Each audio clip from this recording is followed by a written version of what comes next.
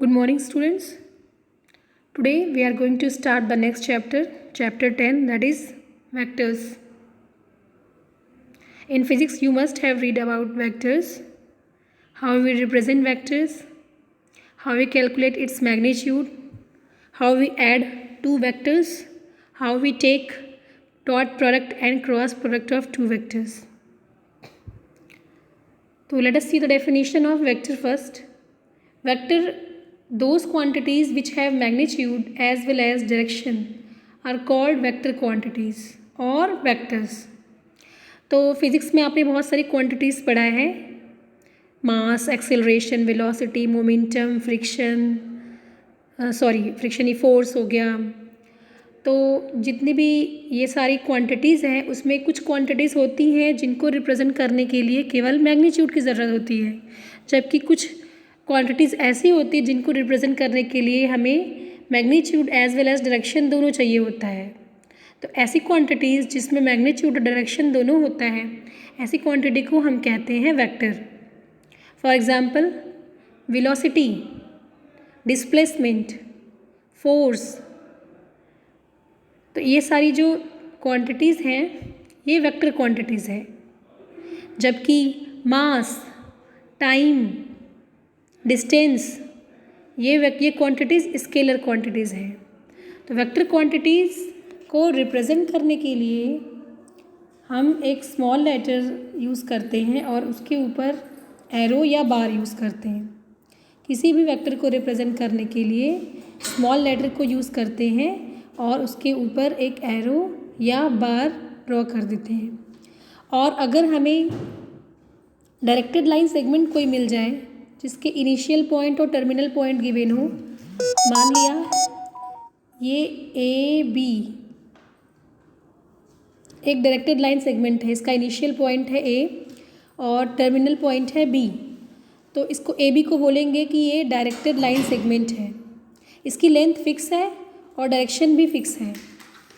तो directed line segment अगर हम इस फॉर्म में लिखते हैं तो इसको वेक्टर कैसे लिखेंगे, ए बी लिखने के बाद उसके ऊपर एक एरो बना देंगे।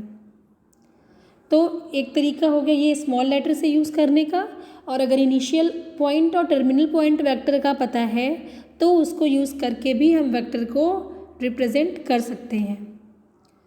तो डायरेक्टेड लाइन सेगमेंट के पास मैग्नीट्यूड भी होता है और डायरेक्शन भी होता है, इसलिए वेक्टर को डायरेक्टेड लाइन सेगमेंट के फॉर्म में भी हम यूज़ कर सकते हैं। अब देखो आप मैग्नीट्यूड ऑफ वेक्टर, वेक्टर का मैग्नीट्यूड क्या होता है। कोई भी वेक्टर है, मान लिया ये हमारे पास कोई वेक्टर है ए, तो इस वेक्टर का मैग्नीट्यूड मतलब कि इस जो लाइन है इसकी लेंथ कितनी है। The length of this vector, अगर इनिशियल पॉइंट को ए और टर्मिनल पॉइंट को बी नाम दे दें, तो ये जो वेक्टर ए बी है इसका मैग्नीट्यूड मीन्स मॉड, इसको मॉड के अंदर रखते हैं, या अगर स्मॉल ए से शो कर रहे हैं तो ए के दोनों साइड मॉड यूज़ कर लेंगे। तो ये मैग्नीट्यूड को रिप्रेजेंट करता है। तो किसी भी डायरेक्टेड लाइन सेगमेंट का जो लेंथ होगा वो होगा उस वेक्टर का मैग्नीट्यूड। अब निकालते कैसे हैं, मान लिया हमारे पास कोई 3D स्पेस है इस टाइप से x, y और z, और इस 3D में कोई पॉइंट P है जिसका कोऑर्डिनेट है small x, small y, small z। तो ओरिजिन का कोऑर्डिनेट आप जानते हो 0 0 0 और P का कोऑर्डिनेट है x, y, z। तो can we find the length of OP। O को अगर P से मिला दिया जाए तो क्या होगा, इसको मैं अलग कलर से शो कर रही हूँ, OP। तो ये जो OP की लेंथ होगी, OP is a vector, O हमारा इनिशियल पॉइंट है, P जो है टर्मिनल पॉइंट है, तो OP एक डायरेक्टेड लाइन सेगमेंट हो गया। तो इस लाइन की जो लेंथ होगी वही होगा OP का मैग्नीट्यूड। तो वेक्टर OP लिखना है तो OP के ऊपर एरो बना दिया। तो वेक्टर OP का magnitude means length of OP। और आपने 11th क्लास में पढ़ा है कि दो पॉइंट अगर x1 y1 z1 और x2 y2 z2 हैं तो दोनों पॉइंट के बीच का डिस्टेंस निकाल सकते हैं using distance formula, x2 - x1 whole square plus y2 - y1 whole square plus Z2 minus Z1 whole square. तो यहाँ से निकालेंगे तो स्क्वायर रूट के अंदर मिलेगा x square plus Y square plus Z square.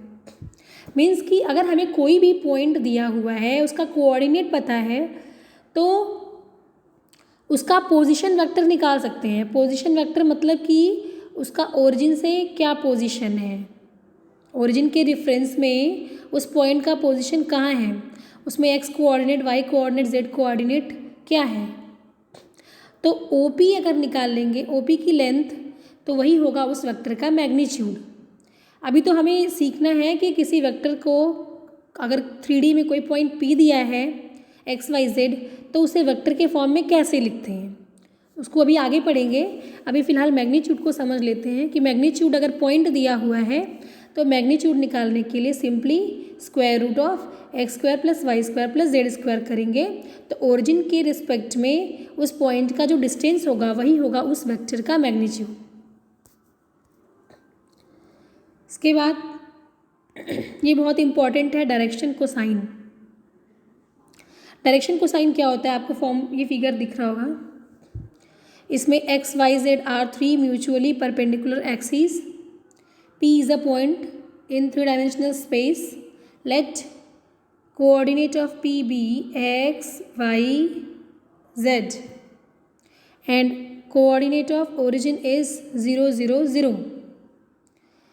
तो डायरेक्शन कोसाइन मीन्स कि this vector OP is a vector. If we join the point O to the point P, then we will get a directed line segment OP. So here OP is a vector, या position vector of P भी कह सकते हैं।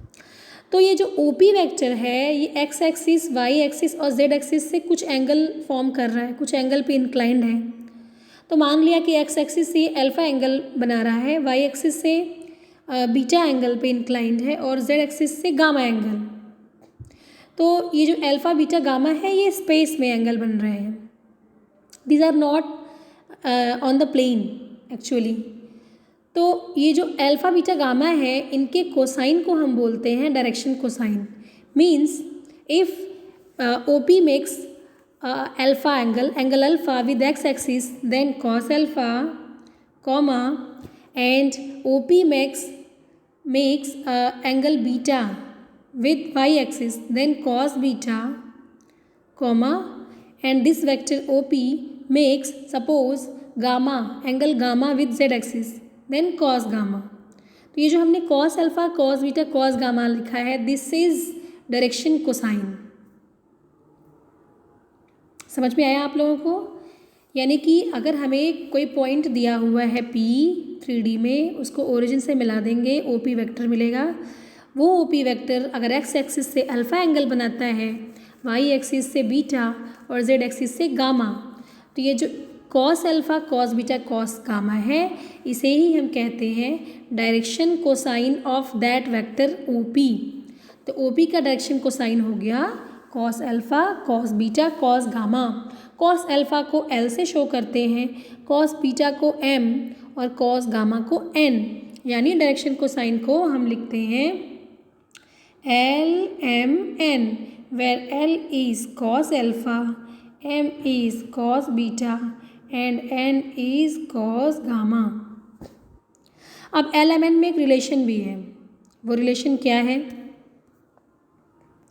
मान लो ये अगर vector OP है, इसे मैं अलग करके दिखा रही हूँ। ये एंगल अल्फ़ा है और ये हमारा एक्स एक्सिस है इस साइड, इसके अलॉन्ग। इस पॉइंट को मान लो M नाम दे दिया हमने। तो यहाँ पे अगर कॉस अल्फ़ा आप निकालोगे तो होता है base upon hypotenuse OM upon OP। OM हम जानते हैं, OM इज स्मॉल x, क्योंकि P का x कोऑर्डिनेट x है, P का कोऑर्डिनेट है x y z। इसका मतलब कि ये जो प्रोजेक्शन है OP का x एक्सिस के अलॉन्ग दैट इज़ x, और OP का प्रोजेक्शन y एक्सिस के अलॉन्ग स्मॉल y, और OP का प्रोजेक्शन z एक्सिस के अलॉन्ग स्मॉल z। तो cos alpha is L, cos beta is M, cos gamma is N। इस right angle triangle से cos alpha की value निकालेंगे तो हमें मिलेगा x अपॉन OP। मान लेते हैं OP को हमने R नाम दे दिया, जो OP का मैग्नीट्यूड है ये है R।